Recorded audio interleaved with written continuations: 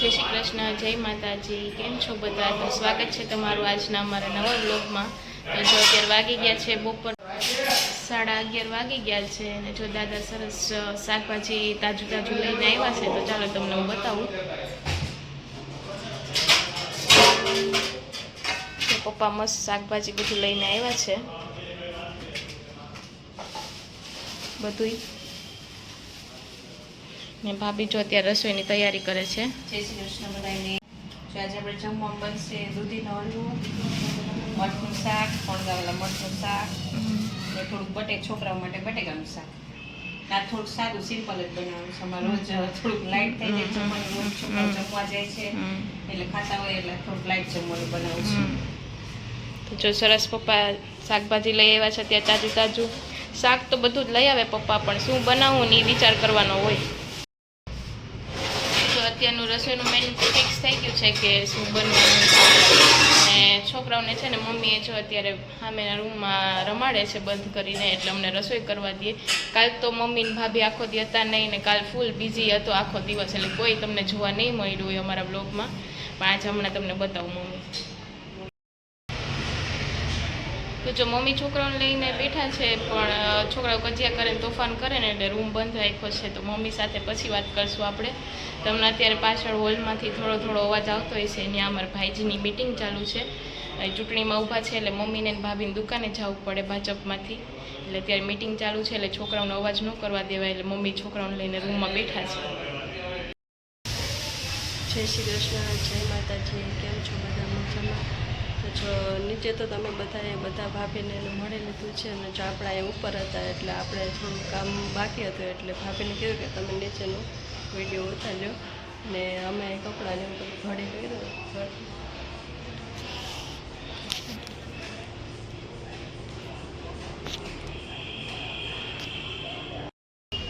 જય શ્રી કૃષ્ણ, જય માતાજી. કેમ છો બધા મજામાં? જો અત્યારે આપણે કપડાં ઘડી કરતા હતા તો કપડાં ઘડી પણ થઈ ગયા ને ઇસ્ત્રી પણ થઈ ગયા છે. અને નીચે બંને ભાભી રસોઈ કરે છે તો તમને બધા પહેલાં જ બતાવી દીધું. આજે મારે થોડુંક લેટ થઈ ગયું હતું એટલે પછી નીચે ભાભી રસોઈ કરતા હતા તો એ બધું શૂટ કરી લીધું એણે.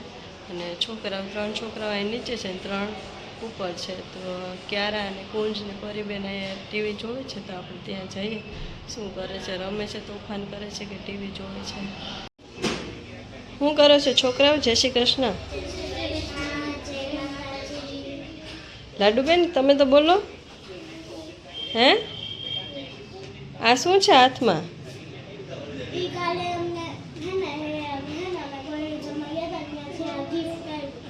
હે પરિબેન શું છે આ? ગિફ્ટ છે? જો કુંજભાઈ પણ જો ટીવી જોવે છે. બધા આજે પેપર દેવા ગયા હતા, 2 ભાઈ બહેન ગયા હતા ને. સ્વરાની તો રજા હતી ને આજે? હા તો રજા હતી. અને પરિબેન તો ઘરે જ હોય છે. તો ક્યારાબેન ને કુંજભાઈના આજે પેપર હતા. હવે કેટલા પેપર બાકી છે? 2 જ છે. પછી વેકેશન ને? તો સરસ લ્યો. તો જો થોડોક તમને બહારનો વ્યૂ બતાવું. મેં તમને આની પહેલાં પણ અમારે જે મંદિરનું કામકાજ ચાલુ છે બાજુમાં એ બતાવ્યું હતું. જો અત્યારે આજે પણ તમને બતાવી દઉં. તો બધા પ્લીઝ કોમેન્ટ કરજો હર હર મહાદેવની. અને અત્યારનો તડકો પણ બહુ એટલે બહુ તડકો છે. આમ વાત પૂછો મેં, એટલો તડકો છે.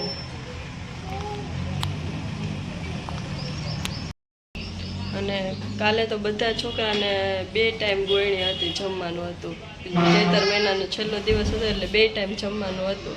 હવે આજથી ક્યાંય જવાનું નથી. છોકરાઓ પૂછે છે મમ્મી હવે ક્યાંય જવાનું નથી? તો અમે કીધું કે હવે ક્યાંય નથી જવાનું, હવે ઘરે જ જમવાનું છે. જય શ્રી કૃષ્ણ મમ્મી. જય માતાજી. જય શ્રી કૃષ્ણ, જય માતાજી. શું કરો છો? બેઠા છે છોકરા બધા રૂમમાં પીલા હતા. હા. અને હવે છોકરા બધા 12 વાગી ગયા. મને અહીં મૂકી દીધી. 12 2 છે, 2 બહાર નીકળી ગયા.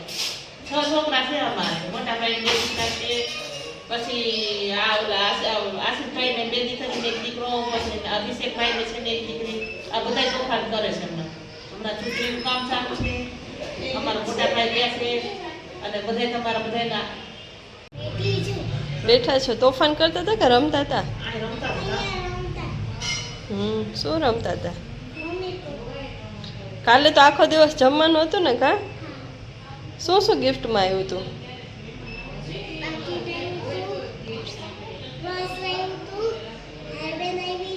હા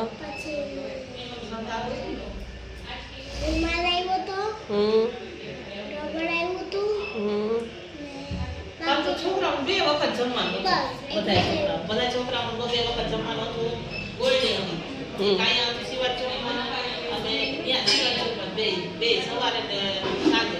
હવે તો મેં કીધું હવે કાંઈ ગોળડી નથી કહેતા. છોકરાઓ એમ કહેતા હતા કે બા હવે ગોળડી છે, પણ હવે તો ગોળડી છે. હવે તો વૈશાખ મહિનો બેસી ગયો હવે તો લગ્નનું જમવાનું બીજ થઈ ગઈ, ગાલ અખાત્રી થઈ ગઈ. હા અને પ્રમદી ગણેશ ચોથ, લાડવા બનાવવાના ગણપતિના મોરિયા. જો આ વ્રજભાઈ જો રસોડામાં આવી ગયા બા પાસે બેઠા હતા ને તમે જોયા ને જાય આઈસ્ક્રીમ ખાવા બેસી ગયા કાંઈક ને કંઈક આપવું પડે તો બેઠા રહે ઘડીક વાર 5 મિનિટ બેસવું હોય તો સંતાઈને પેપ્સી ખાય છે શું કરો છો આરોભાઈ હે પેપ્સી ખાવ છો બહુ ભાવે હે ઠંડી નથી લાગતી પછી દાંત દુખે છે હે તો પેપ્સી ખવાય ખવાય છે ચોકલેટ ખાય તો દાંત દુખે ને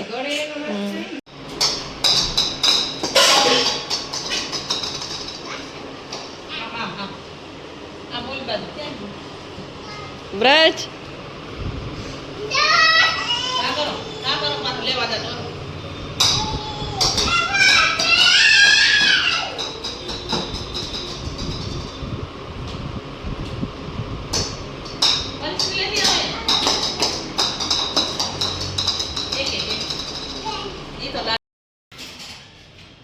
જય શ્રી કૃષ્ણ બધાને જય માતાજી. જો 7:30 વાગી ગયા છે અત્યારે 8 વાગી ગયા છે અત્યારે અને રસોઈની તૈયારી પણ થવા માંડી છે. આપણે રસોડામાં જાય જો મારા પરીબેન આટા મારે સેવનો વાટકો લઈને. પરી હાય. જો રસોઈની તૈયારી થવા માંડી છે. શું છે આજનું મેનુ? આજનું મેનુમાં છે જો ઇડલી સાંભાર નાળિયેરની ચટણી પછી અમારા ભાઈજી માટે વટા ભાજી છે એના માટે ભીંડાનું શાક બને છે ઇડલી સાંભાર નો ખાય એટલે એના માટે રોટલી બનાવવાની સાથે મસ્ત જો સાંભાર ઉકળવા મૂકી દીધો છે. ઇડલી માટે વઘાર બાકી છે. વઘારનું બધું સુધારાઈ ગયું છે. ચટણી તૈયાર થઈ ગઈ છે. ચટણી પર વઘાર બાકી છે. ચટણીમાં પણ તો જો આજની રસોઈ તો મસ્ત તૈયારી થવા માંડી છે. તો હવે આપણે થોડીક રોટલી કરવાની છે અને શાક વઘારવા મૂક્યું છે એ થોડુંક જોઈ લઈએ આપણે કે ક્યાં પહોંચ્યું પછી પાછા આપણે મળીએ. તો જો સરસ મજાનો સાંભારનો વઘાર થઈ ગયો છે.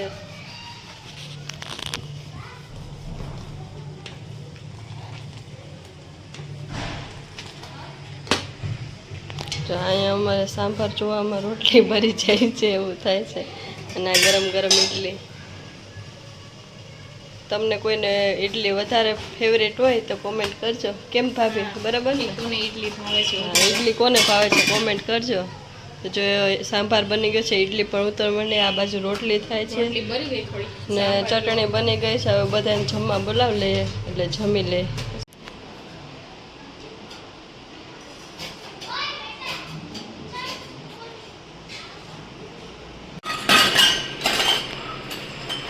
જો મસ્ત બધા છોકરાઓ જમવા બેસી ગયા. જો મજા આવે છે ને આજ તો જમવાની.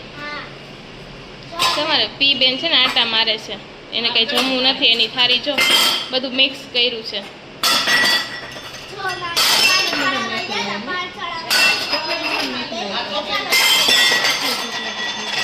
વ્રજભાઈ જો વાટકાને ઘા કરે છે. વ્રજ હાય.